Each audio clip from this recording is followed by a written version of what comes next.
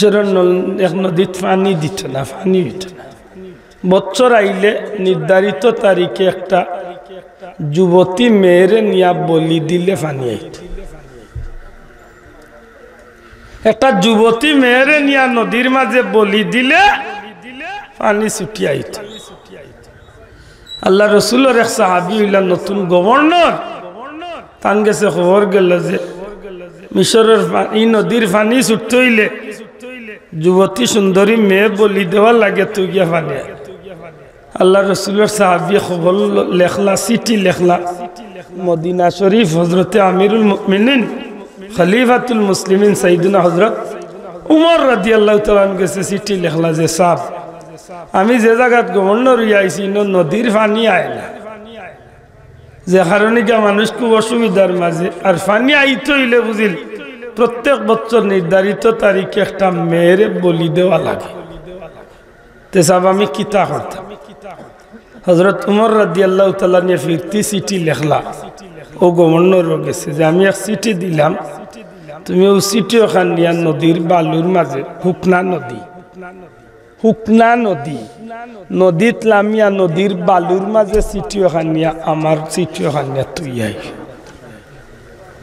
সারাটা এলাকা খবর হয়ে গেছে যে মুসলমানের নয়া দেশ দখল করিয়া ইসলাম জগতের খলিফা দিছে, আর হযরত সাইয়্যিদুনা উমরের পক্ষের প্রতিনিধি গভর্নরে মেয়ের বদলা চিঠি দিয়া বুঝিল নদীর পানি ছুটাইলি বা মানুষ তামেশ কি রকলাই হাজির হইয়া লাখ লাখ মানুষ জমে গেছে।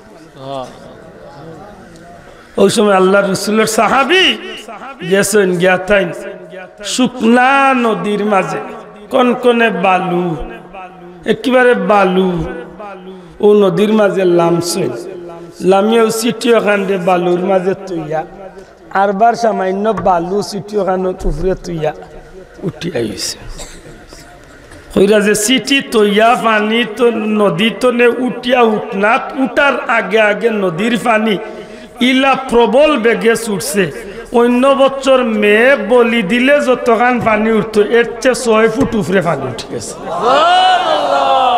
জিজ্ঞাসা বলে চিঠির মাঝে কিতা লেখা, চিঠির মাঝে কিতা লেখা? হযরত সাইয়্যিদুনা উমর রাদিয়াল্লাহু তাআলা নিয়ে আল্লাহর নাম দিয়া শুরু করিয়া কইসলা, হে নদী, যদি তুমি আল্লাহর হুকুমে প্রবাহিত হয়ে থাকো তাইলে আমি আমিরুল মুমিনিন খলিফাতুল মুসলিমিন সাইয়্যিদুনা উমর ইবনুল খাত্তাব নবী কামলিওয়ালার সাহাবী উমরে হইয়ার তুমি আল্লাহর হুকুমে প্রবাহিত হও। আর যদি তুমি মানুষের কারণে অথবা মানুষের হুকুমে বা তোমার নিজস্ব ক্ষমতায় প্রবাহিত হইয়া থাকো, তোমার পানির আমরা দরকার নাই। নিচে লেখিয়া দিছেন খলিফাতুল মুসলিমিন হযরত উমর ইবনুল খাত্তাব রাদিয়াল্লাহু তাআলা। হযরত উমরের চিঠি ভাইয়া নদীর পানি এমন বাড়া বাড়লো কিয়ামত পর্যন্ত এই নদী আর কোনোদিন হুকাইছে না হুকাইতো না। সুবহানাল্লাহ।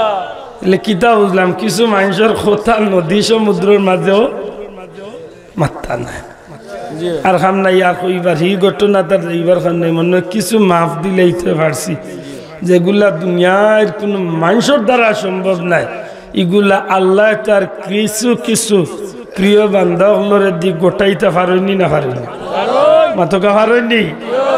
ওই ই ঘটনাই কান দেখলে বিশ্বাসের কথা নাই, শুনলে বিশ্বাসের কথা নাই, বিশ্বাসের কথা নাই, কিন্তু আল্লাহ গোটাইতে পারেন আল্লাহর প্রিয় বান্দা হলরে দি ইকান নিয়ে আমরা কিতাব পড়ি। সুবহানাল্লাহ, জুরে হোক কিতাব পড়ি সুবহানাল্লাহ, আল্লাহর প্রশংসা, জুরে হন সুবহানাল্লাহ। আশা করি মনে হয় কিছুটা বুঝাইতে পারছি।